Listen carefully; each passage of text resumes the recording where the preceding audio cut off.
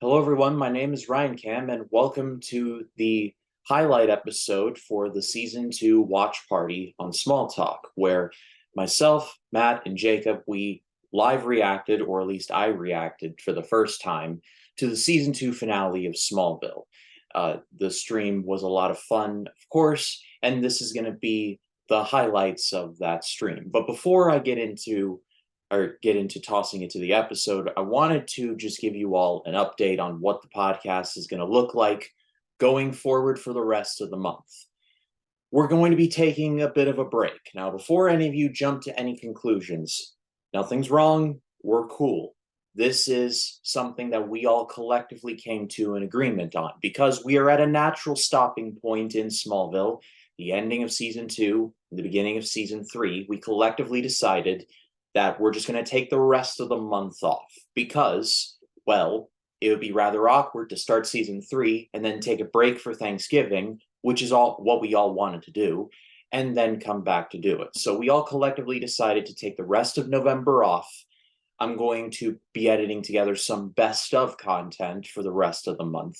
And then the first Tuesday of December, which will be December 5th, that is when Smalltalk will return with the beginning and the first 3 episodes of season 3. So just getting that out of the way, nothing's wrong. The hiatus is temporary, but this is not really a hiatus. It's just a break. We're all collectively taking some time for the holidays, and there that is. So just wanted to give you guys a brief update. Also, a couple more updates. If you will notice here on the channel, one of the episodes of Smalltalk is no longer around, specifically episode 10. You can tell my channel's getting a little bigger because the episode got blocked. It got copyright blocked by YouTube because of a clip I didn't even use from Smallville.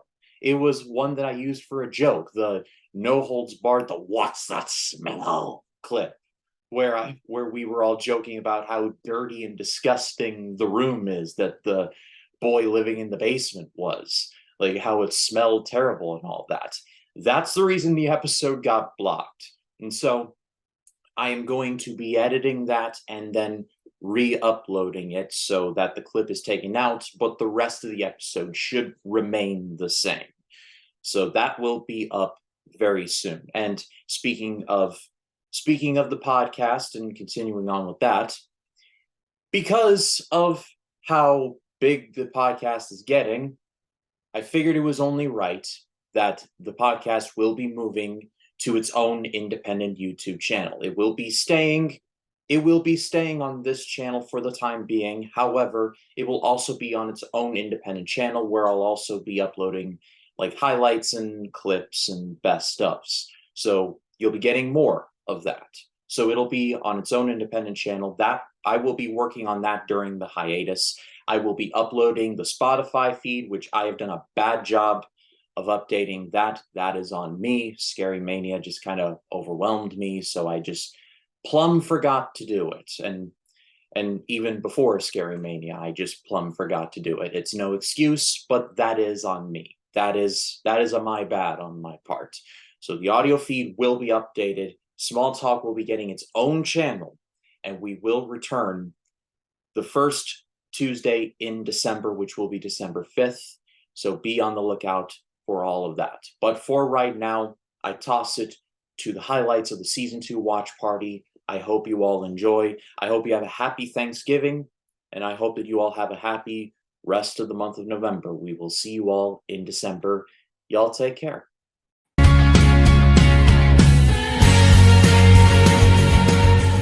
On the WB's New Tuesday, the epic season finale of Smallville. Clark will turn his back on his family, his friends, and his future. I need you. Come with me. All in the final moments of the season finale. Smallville on the WB's New Tuesday. Hello, everyone. Welcome to Smalltalk.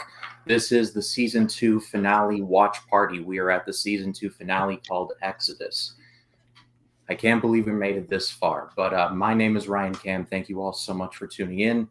I'm with Jake Collins, Matt Wyatt. You all know why we're here. How you guys doing tonight? Well, I'm doing pretty well. I'm doing great. I'm excited to get into the watch party for the season 2 finale. I love this episode. Yeah, I think it's a pretty good episode, but it's not my favorite. But it's not my favorite finale. I like the next one more, but you know what? I really like it, so I'm excited to see it. Can't remember where I heard it, but I think someone I think it was Durbin, I'm not sure, but it said after 2, that's when things get started, and then 3 is somehow even better. But again, I know you all can't tell me. I've sworn you all to secrecy. I can't say, but I will say 3 is really, really good. I completely agree. It's only going to get better and better, especially. It only goes up, Brian. It doesn't go down. It only goes up. Yeah, it doesn't go up once and then it just goes back down. No, it keeps going up. Seasons 1 through 3 feel like the same show, but then after 4, it kind of goes into a different direction. I feel like 4, 5, and 6 are kind of like a new direction for the show, but it's a really good direction. And then 7. 7 and 8 are like its own direction, and then 9 and 10. I kind of feel like that when we get into 5 through 7, it feels the same, but when we get to 8, it starts off a little bit new direction and new tone. Yeah, without giving away too much. But the first season was just about figuring out what the show is, but then season 2 it found its footing. Then 2 through 4 it feels the same.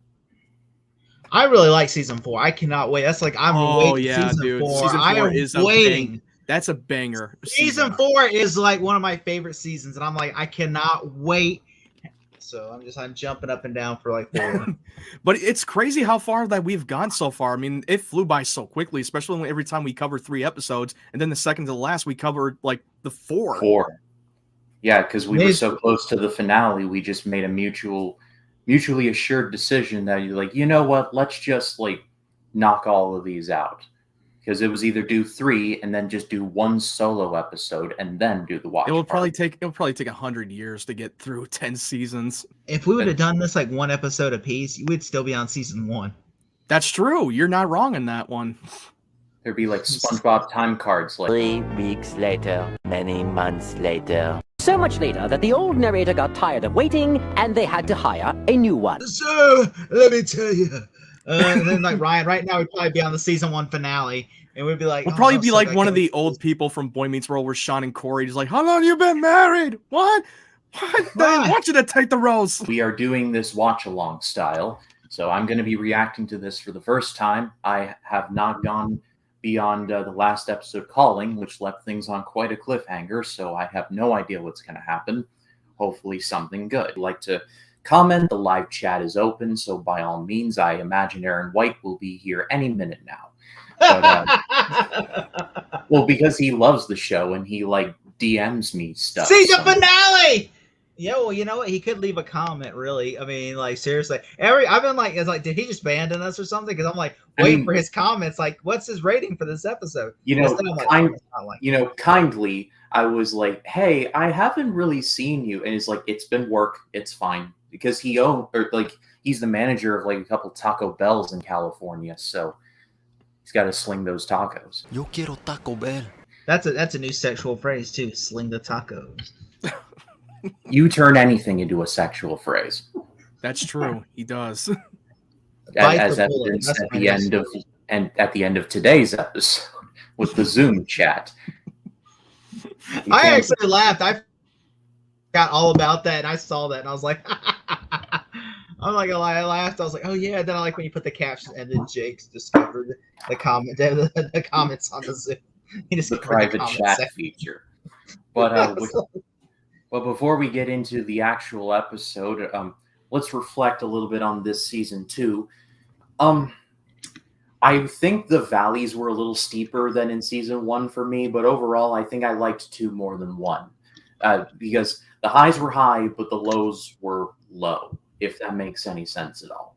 There was no Phalens this season, thank God. But there was that sheriff, which not quite there, but on the way there. Though, Jacob, you do tell me that she does get better, so I'm going to take your word for that. We did get Suspect and Rush. That was a 1-2 punch to the gonads, but there you go. But then we got Rosetta, starring the late, great Christopher Reeves in a brief role. We got The Premiere, which I absolutely loved. And there were a lot of really good episodes. Insurgents, which was their loving letter to Die Hard, and that episode was awesome. That's my favorite episode. Mm. That is so good. I love Rosetta. Yeah, Rosetta, yeah, it's my favorite. The best episode of the season, dude. It was a special episode to talk about it, bro. Collins has found the private chat on StreamYard, so my night is going to be long. But, Oh, I would. Why does this always happen to me? Dang it! You're not gonna believe what the hell he said in the private chat. I was like, oh, just keep it a mystery too. Not even say, just keep it a mystery. Because I'll be like, what he say? I can't say it. Well, I was going to screenshot it for the edit next week, but considering that, I'm just going to leave you all in suspense because I edit the show and I can do that. I don't know how hot of a take this is going to be, but I think my favorite episode is going to be Vortex, the premiere. I loved Rosetta. I loved Insurgents. I'd even give a tip of the hat to the Whitney's last episode. Let me find it first. Visage, I think it was called. For that ending alone, that would be definitely honorable mentions. And also I loved the Ryan episode. Ryan's last episode, that is in the conversation as well. Yeah, the Ryan episode is my second favorite of this season. It was an emotional, like, heart-wrench episode, especially with Ryan, his performance. Oh God, like, oh, it made me cry, bro. I mean, it took me longer than I would expect to like realize that he was actually like dead. And when it happened, I was like, oh, I actually liked him. I wanted to like see him more, but I guess that was not meant to be.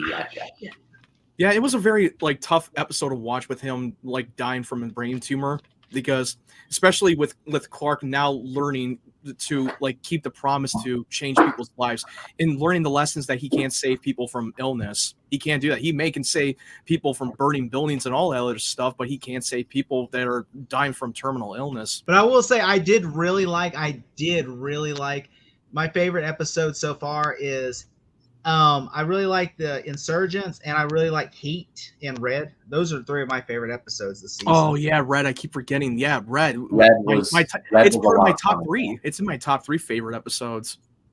Yeah, I know Ryan hates it because he doesn't like Dick Clark. No, I don't hate Dick Clark. And speaking to existence, Aaron White.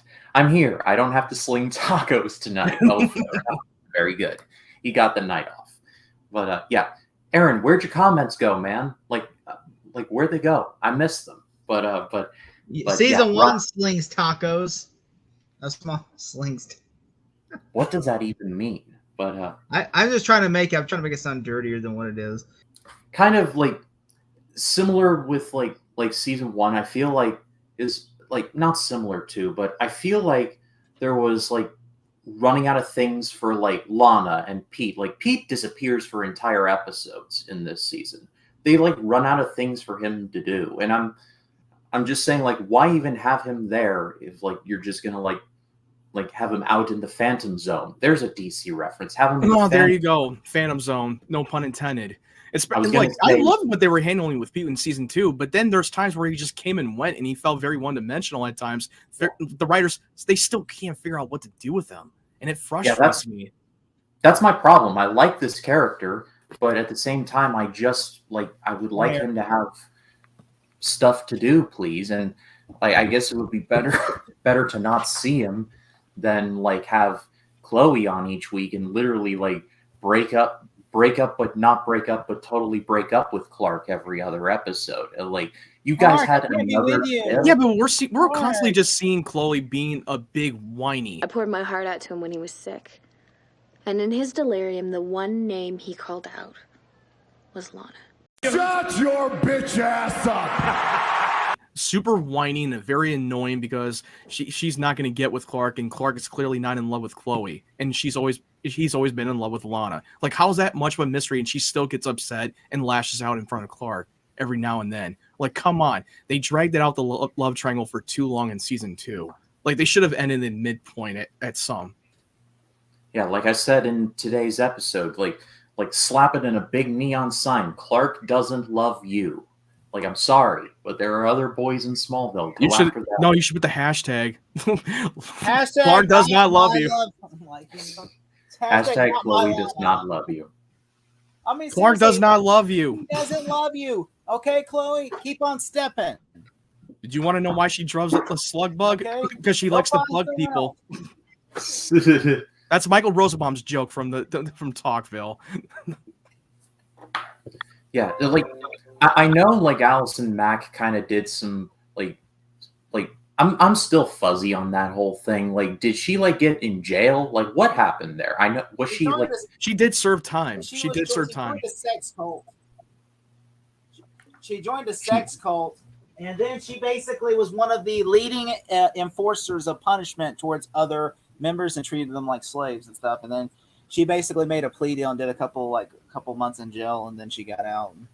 Her career is dead. I mean, like, no one's gonna hire her that she was convicted. I mean, she basically was, basically abusing women, but at the same time, she was basically doing like horrific acts to them too. So I mean, she basically was in the same boat as Harvey Weinstein. So. Won't be appearing on Talkville anytime soon. I don't think that she's going to appear on Talkville anytime soon because I don't think they want that controversy. They don't want that baggage coming around on their show. They're like, look, we're positive. I don't blame them in the slightest. I get it. I mean, I don't blame them. I mean, would you? Especially in 2023, like if she appeared on that show, it would just be like that would be a controversial topic for a while. I guarantee it would blow up on that. Nobody would even be talking about the episode. They would just be talking about her. I actually was thinking about that not so long ago. It's going to be like a comment section on any upcoming Marvels review starting tomorrow. 4, 3, 2, 1. Hope the ship is very alive now. Uh-huh. Do you know who voices Jor-El? Terrence Stamps, who played General Zod in Superman 2. Wait, who voices him? Terrence Stamps, who plays Jor-El and who plays General Zod in Superman 2. Kneel before Zod! Oh, that's who I'm hearing. That's a nice touch. I like how they like using people from before, who came before. That's what I appreciate. It's like if you become before, you will see. I'm not gonna spoil it, but you might see some more people from the original Superman movies in the show. God damn, this scene gives me chills. It almost plays out like a horror film. Like you must. I don't know. It kind of reminds me of the day the Earth stood still. I don't know if I saw a giant orb in the middle of the dang storm cellar, I'd be running the other way. Okay, plot it. I have an issue. How would Jor-El know what Lana and Jonathan Kent and Martha Kent look like? Especially Lana. How would he know that she looks like? Well, because he's a computer program. He knows what he's thinking, dude. Clark's mind right there you now? go. Yeah, he was in his mind, dude. He's like fucking computer program, bro. There's not. Yeah, the scene in the storm cellar when Jor-El reveals himself to him was crazy. That scene gives me chills every time I watch it. Terrence Stamp was the perfect casting for the voice of Jor-El. Yeah, he was perfect for Jor-El. By the way, Tom Welling said he made a joke one time because, this was the Fortress of Solitude. They called the caves the Fortress of Solitude. And so Tom Welling said he was shooting a movie, and he said he wanted to come by and see the set. He said, I want to see the fortress. I want to see the fortress. They walked him in the cave, and he just looked around, and then left. Yeah. Oh, this is such a great scene with the parents telling them that you have every right to forge your own destiny and not what it was written for. Yep, the blood sample that he took from Helen Bryce's office. Damn it. I'm buffering. This is going to be a difficult conversation. Yeah, it's definitely a difficult conversation. Ugh. What is So what that? are we- That was a cocktail. It's a Bloody Mary, babe. A Bloody Mary. And then he goes, oh, okay. And then he calls the scientist, get this blood real quick. Hurry. Fix this blood. Oh, this is where Lionel paid a visit, talking to Helen Bryce. Why would you keep that blood sample? I mean, it just seems like he's like Gollum in Lord of the Rings. Like, my precious blood. I mean, Helen's got a point. I mean, like, Lex clearly has daddy issues, and I wouldn't want to be. I don't want that stress. Why would not Lex has probably had that for what, like 3 days? Yeah, he only had it for a week. He took the blood because he assumed that was Clark's blood, and she's kept it from him. Oh, Lionel would never have told her. Lionel would have kept it and not said shit about it. But No, Lionel was safe. Lionel Well, you was said straight up something deny earlier it. today, Ryan, that Clark is playing. He said that Lex is playing chess while we're playing checkers. I would say Lionel is playing Chinese checkers and chess while Lex is just playing chess. Because Lionel seems to know both. He's the smartest character out of all three of them.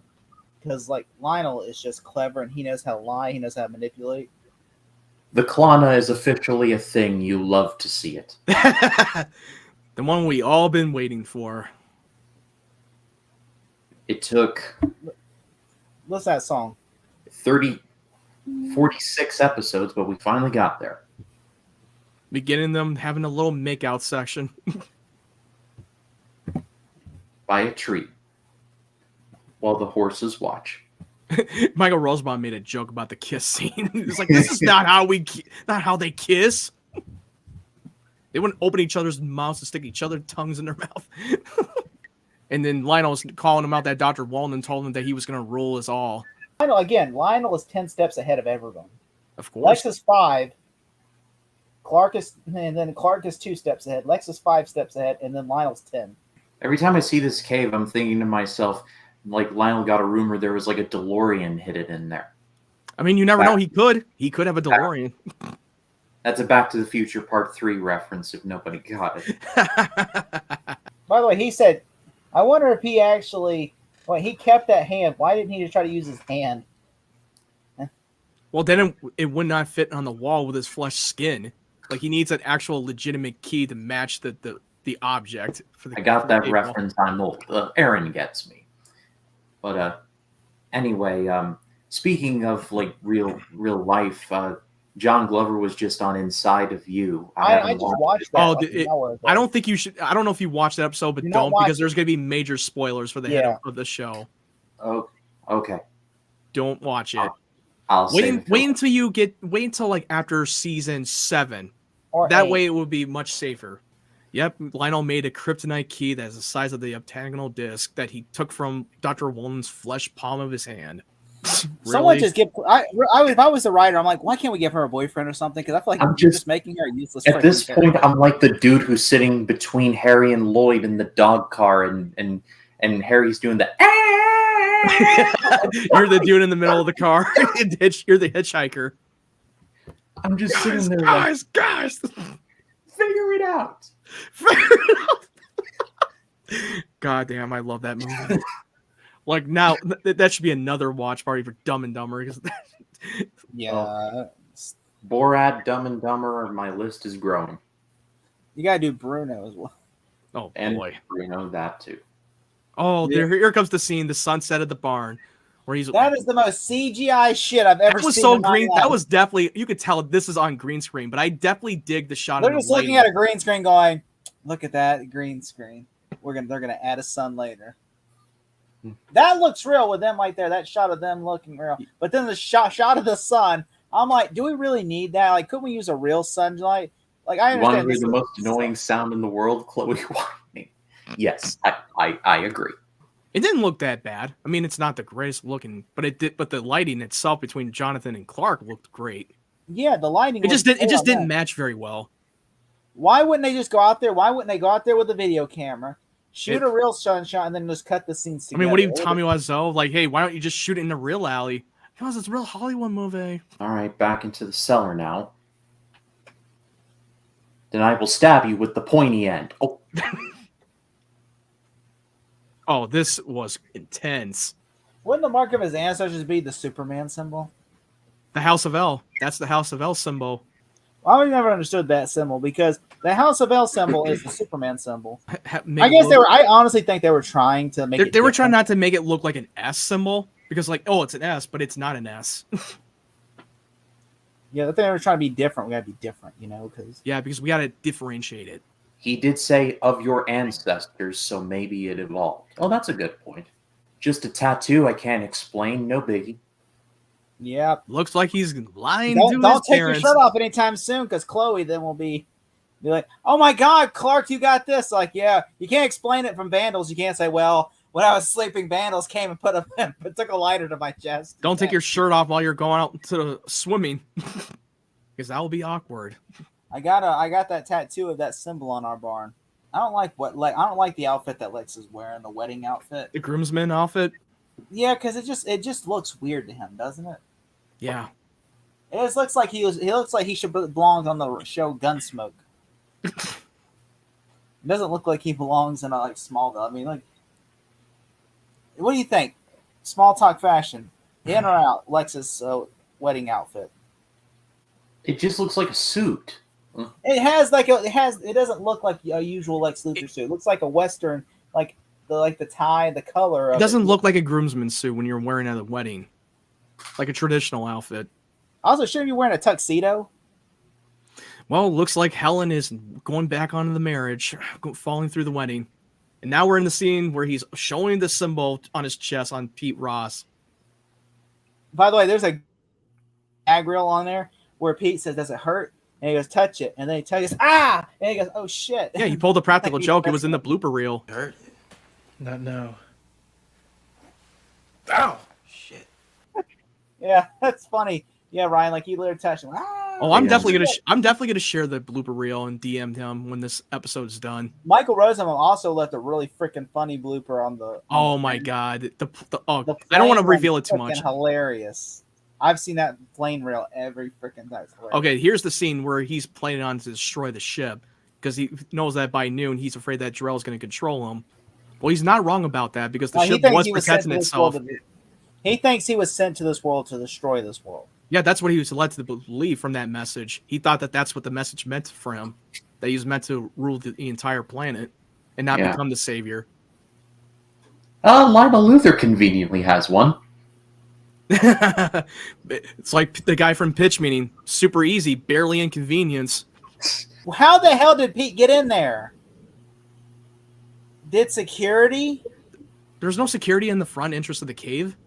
No, the security's right there. I'm like, where were you at? How was he able to enter? You should have stopped him from entering. It just raises too many questions. Again, the Luthors have no security. He could have went in there with a gun and went, "Hey, Luthor, watch this." Bam, you're dead. I feel that hate flow through me. Let the hate flow through you. I guarantee you, Lionel Luthor would. Oh, he jacks the kryptonite key. I'm fast as fuck, boy! I like that, no. That's so villain. That's so over the top. That's so over the top. That was such an over the top right there. No!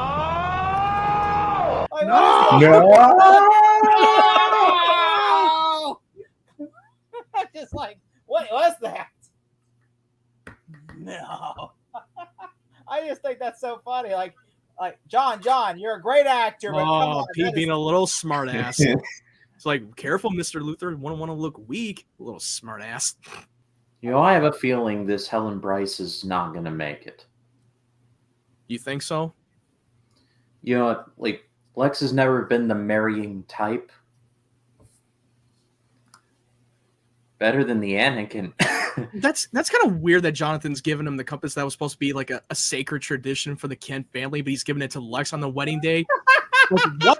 What the hell? that made no sense. Oh, the Klana. No. Oh my God, Ryan! When you edit this episode, no better than Darth Vader. No. Add Anakin's no, but add Lionel's no in front of it. It's mostly Darth Vader's like, no. Yeah, it's hard for I can't really pay attention to the comments because the fact that Jonathan's willing to give Lex the compass just shows you that he actually now sees Lex as an ally. Like, oh my God, as part of the family, like more like a part of the family. I think that changed Lionel. That changed love. That changed Jonathan when he saw Lex doing chores. He's doing chores, All right, this song is very good. Aaron, what is it? I know this song. I just fuck it. It's called Weapon. The song's called Weapon, and I gotta look up the artist, but I know who it is because I listen to that song all the time. I can't remember which episode of Talkville I was watching, but Rosenbaum was kind of digging on this era of music. I was like, this is like my era right here. He was bagging on the music a lot, like 2000s music.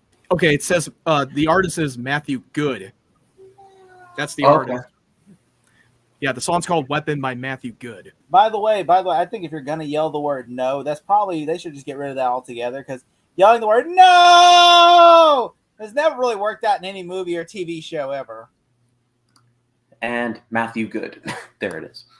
Unless it's done for funny purposes, like if you're on the toilet and you see they're out of toilet paper, you go no. That's funny.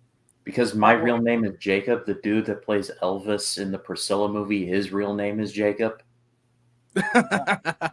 Jacob from Twilight. Let's not start that again. You will die here, man. Well, Elvis dated a minor, so who was 10 but years that was old? in the 60s, okay? This is like in 2002. That's true, but I don't even know if that was still legal to date Back a when minor. Catch a Predator was hot. So, I mean, Lex would be on that episode. So, Mr. Luther, take a seat. I hear you like marrying 17-year-olds. She told me she was 18. Oh, God. Here's the scene, and then, oh, my God. This scene really frustrated me.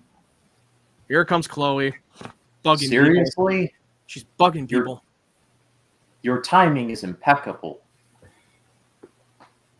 I thought Chloe was going to the wedding. Hold on. Listen to this. This is pissed me off, and this whole scene was the worst. I was going to tell you. Really? Obviously, it was on the top of your to-do list. Shut your bitch ass up! Oh, Jesus, tap dancing Christ. Chloe, this isn't about you, man. It's not called Chloeville. It's called Smallville.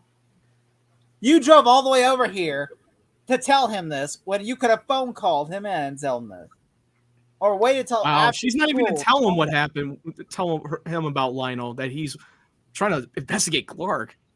She's not even going to tell him that the writers would find a better idea for Chloe because it just seems like every freaking day. He's always been in love with Lana. No, duh, it's not breaking news. I did like that the showrunners did say if they had wrote the show nowadays, they would have figured out something better to do with Chloe and Lana's situation than make them either I love Clark, now I don't love Clark. Oh, I love Clark. Chloe, he was going to tell you now. But your timing sucks. All right, Chloe, you want to go? Why are you making this all about you? You want to come see something in the fortress, Chloe? God, she's all butthurt about it. Get a life. At that point, I would just tell Chloe, "Hey, I'm going to show you something." I would brought her down there and show her the freaking alien ship, just so that way she would shut the hell up finally. Okay, you got to pay attention to the music score that they snuck in a little bit that you might recognize. They snuck that in. I didn't notice it that many.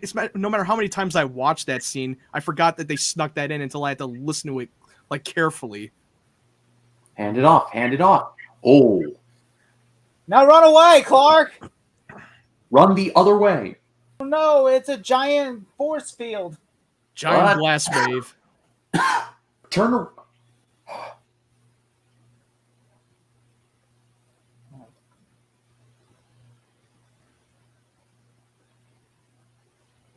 Look at Ryan's face. Ryan's like,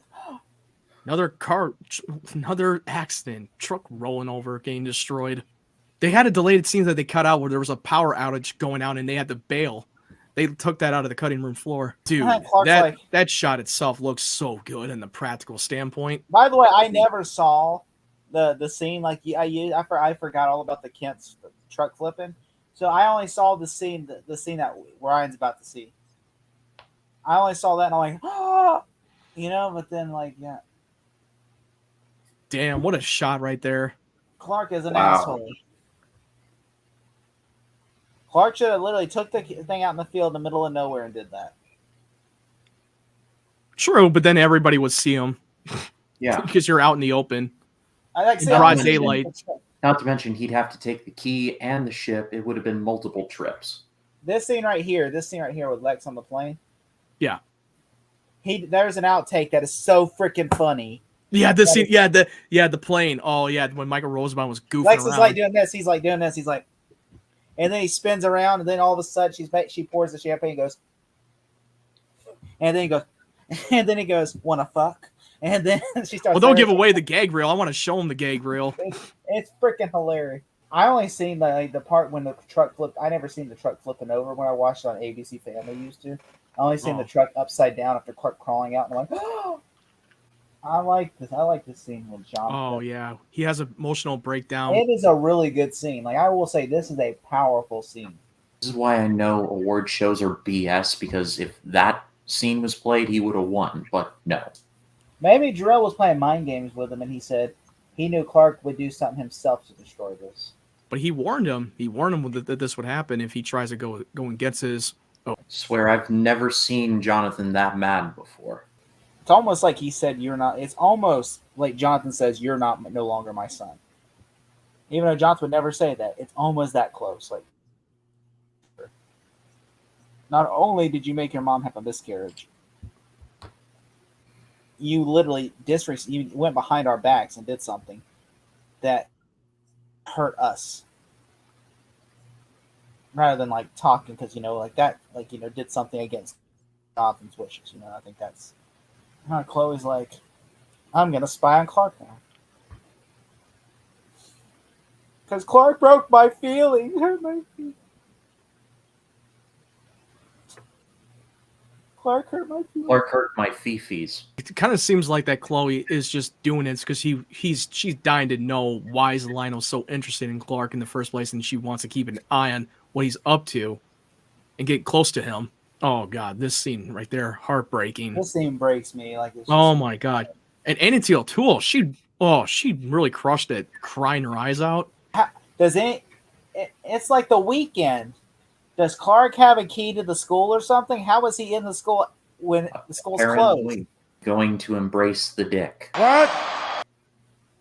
That came out wrong. I'm sorry. Embrace the dick? What the fuck? I'm just going to stop talking now. Embrace. Why does everything have to sound so Take dirty? every inch, Clark. Jacob's a bad influence. Yes, he's going to embrace. He wants to just repeat becoming the bad boy. He's got to dress the part. He's dressing like Arnold Schwarzenegger. He's trying to look like the Terminator.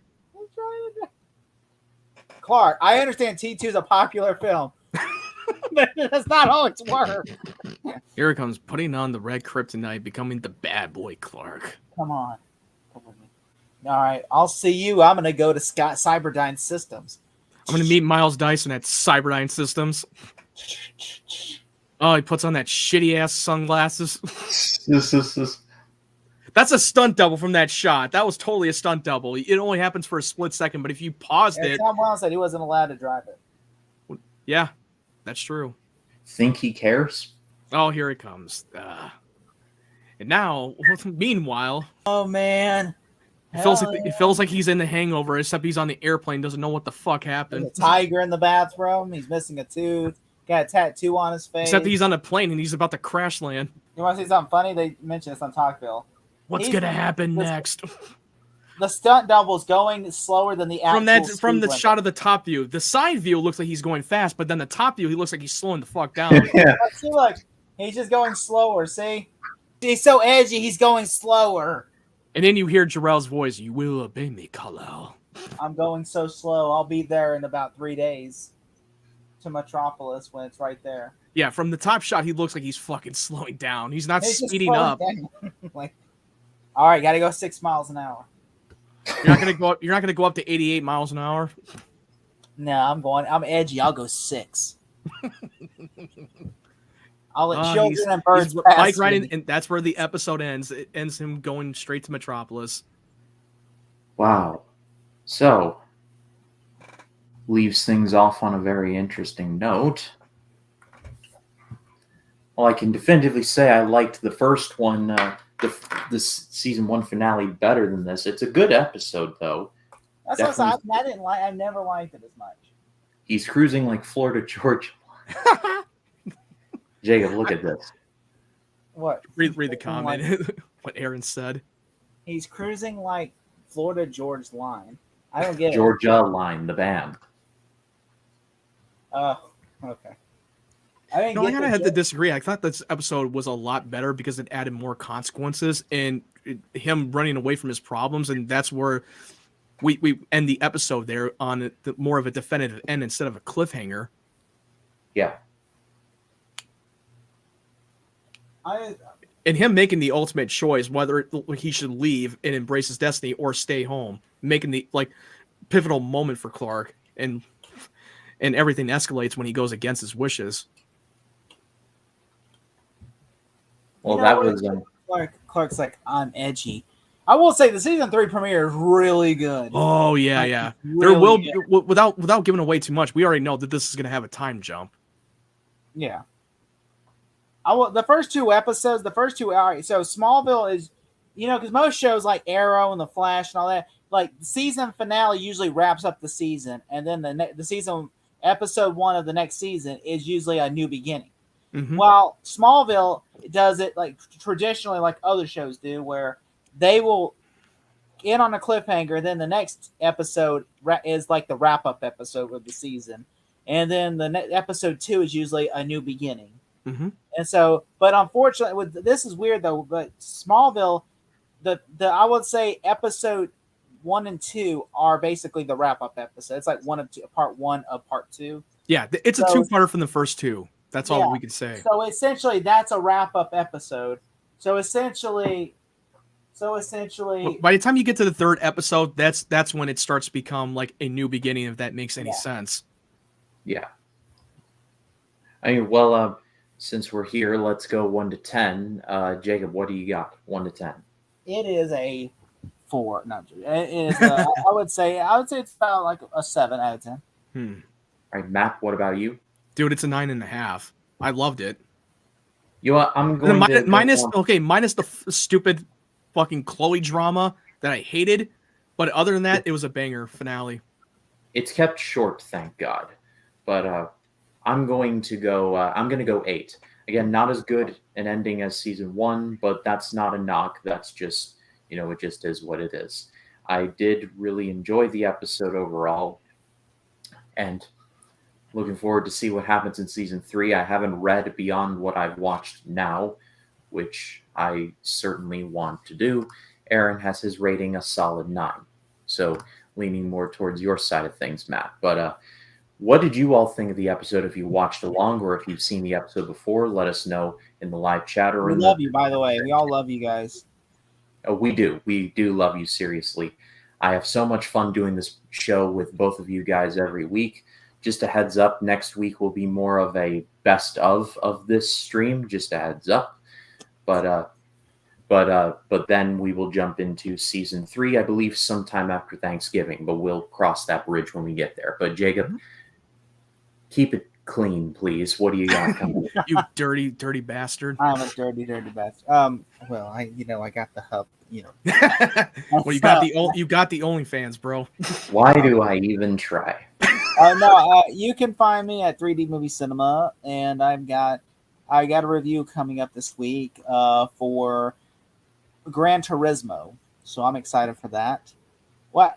Yeah, because by the time this airs, actually, by the time this airs, Gran Turismo already happened, but you're watching it live, Gran Turismo. And also, I got a game review for RoboCop Rogue City that drops Thursday.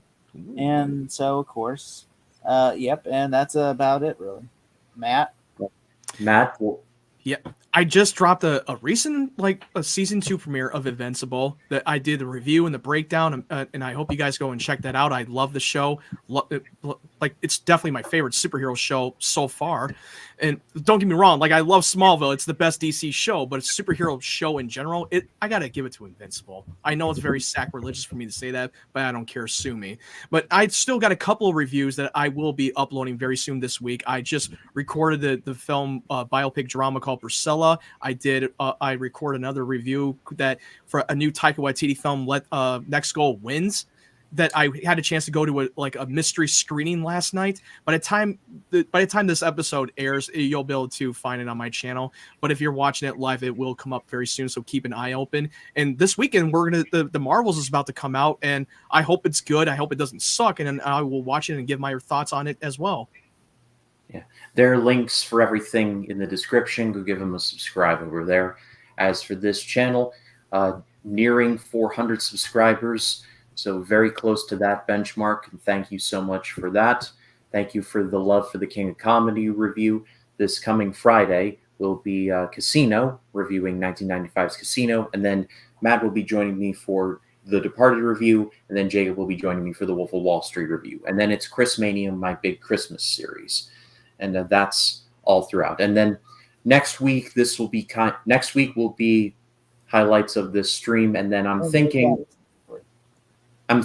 for like that Thanksgiving week, we might do a best of just to give us some time off. Unless you want to jump into season 3, we can talk about it off air. But I'm thinking launching our launching our first best of episode because we're 2 seasons deep now. But Matt, Jacob, they see it. You see it. It's like, oh. But if you don't know, for not context, I basically put something like a joke as they say, don't subscribe, and I said subscribe to something, and then put something dirty, and then both saw like, oh god. Thank you all. Anyway, it's been a privilege to talk about Smallville, bro. Like, I can't wait till we get into season 3, which it continues to get better. Yeah, well, thank you so much to all of you who watched the stream live. If you're watching the highlight stream of it next week, then thank you for the love shown on that. For Jacob Collins, for Matt Wyatt, my name is Ryan Camp. For Truth, for Justice, for the American Way. We will see you in the next one. You all have a good night.